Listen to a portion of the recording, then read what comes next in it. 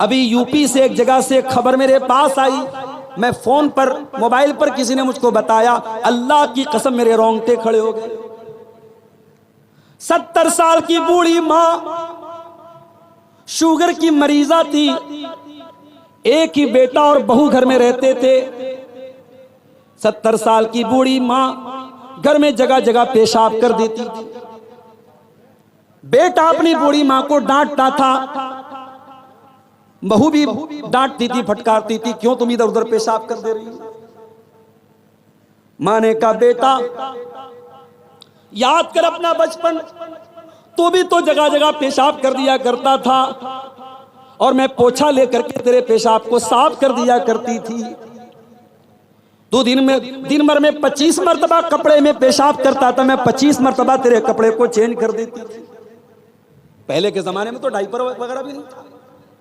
अब तो माशाल्लाह नए दौर की औरतें हैं, डाइपर है, वाइप्स है, फलाना है, ढकाना है, तो बहुत आसानी है। उस बूढ़ी मां को जो जगह जगह पेशाब करती थी, उसके अपने बेटे ने और बहू ने इतना मारा, उस मोहल्ले के एक आदमी ने देखा उस बूढ़ी औरत को गठरी की तरह पड़े हुए कमरे में।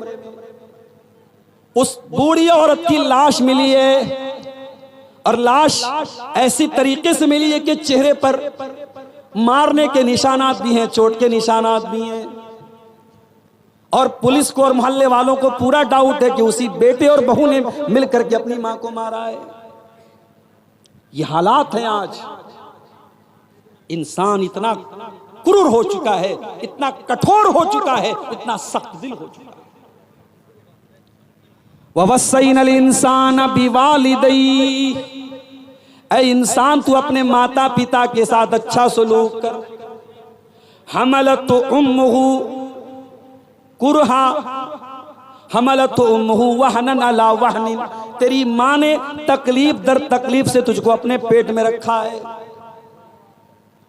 कुरान के 26वें पारे में अल्लाह ने फरमाया, ववस्सैनल इंसाना बिवालिदैहि इहसाना, हमने इंसान को हुक्म दिया अपने माता पिता के साथ तू अच्छा सलूक कर।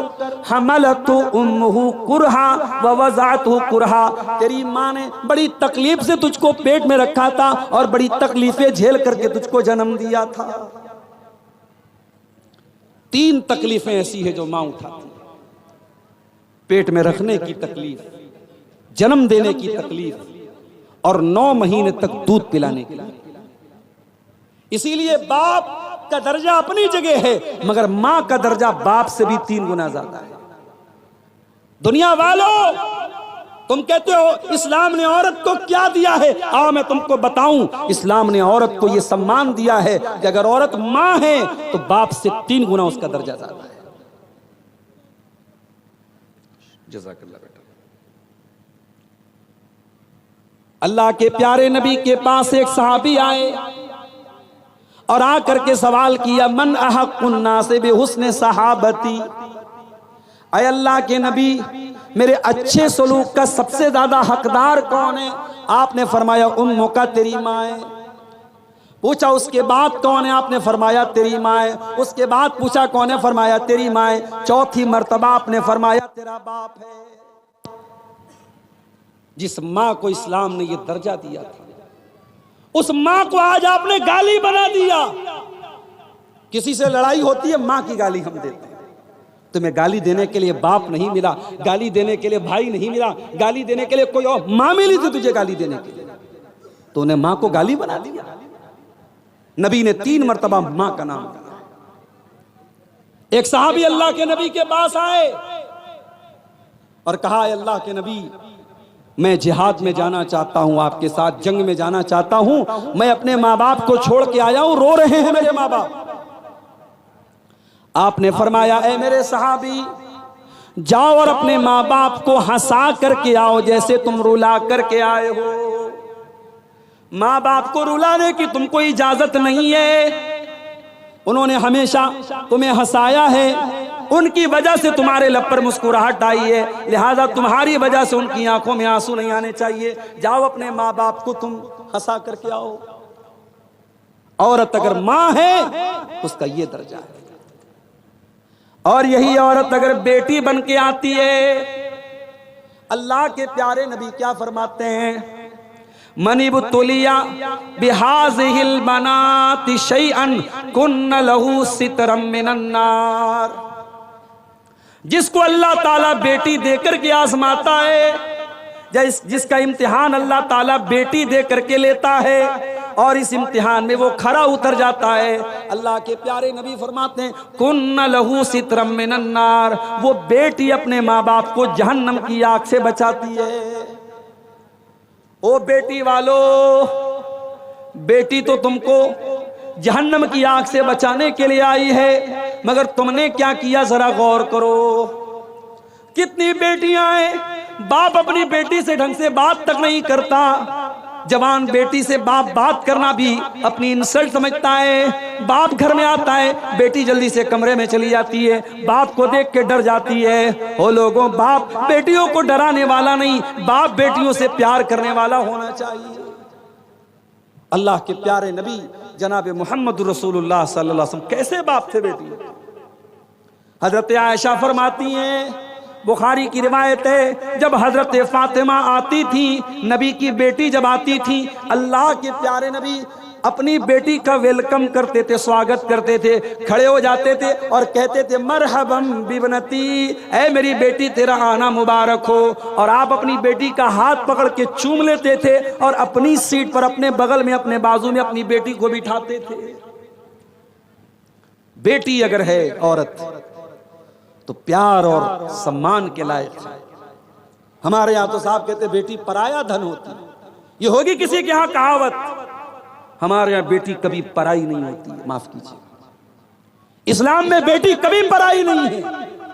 ससुराल चली गई है, किसी की बीवी बन चुकी है, किसी की मां बन चुकी है, मगर मां बाप से उसका रिश्ता कभी नहीं टूटता है। और मैयारपुर वालों, तुम बेटियों को जहेज देते हो, काश कि तुमने जहेज बन करके बेटियों को वरासत में उनका हक दिया हो। जाओ बिहार और कटिहार के किसी भी आलिम से सवाल करके पूछो कि भाई अपनी बहन का हक दिए बगैर और बाप अपनी बेटी को जायदाद में वरासत में उसके हक से महरूम करके अगर हज करने जा रहा है, उम्रा करने जा रहा है, क्या उसका उम्रा कबूल होगा अल्लाह ताला के? जाओ फतवा पूछ लो। ये कोई ऑप्शनल चीज नहीं है कि चाहो तो अमल कर लो।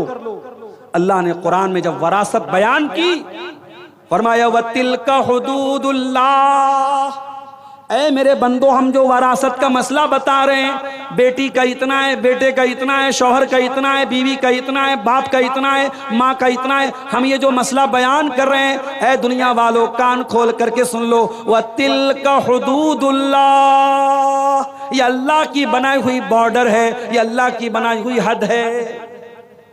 इंडिया की बांग्लादेश की बॉर्डर करीब है आपके यहां से, बांग्लादेश की बॉर्डर और नेपाल की बॉर्डर करीब है आपके यहां से। अगर बॉर्डर पर बीएसएफ के जवान बैठे हैं, अगर इल्लीगल तरीके से कोई बॉर्डर क्रॉस करता है, फौरन सिपाही एक्शन लेते हैं। इल्लीगल तरीके से किसी को किसी दूसरे देश की सरहद में जाने की इजाजत नहीं है। अल्लाह कह रहा है वरासत का जो कानून हमने दिया है, ये अल्लाह की बनाई हुई बॉर्डर है, ये अल्लाह की बनाई हुई हद है, ये अल्लाह की बनाई हुई लिमिट है। इसको क्रॉस करोगे तो तुम इल्लीगल माने जाओगे। बाप के मरने के बाद भी बाप की वरासत में बेटी का हक है।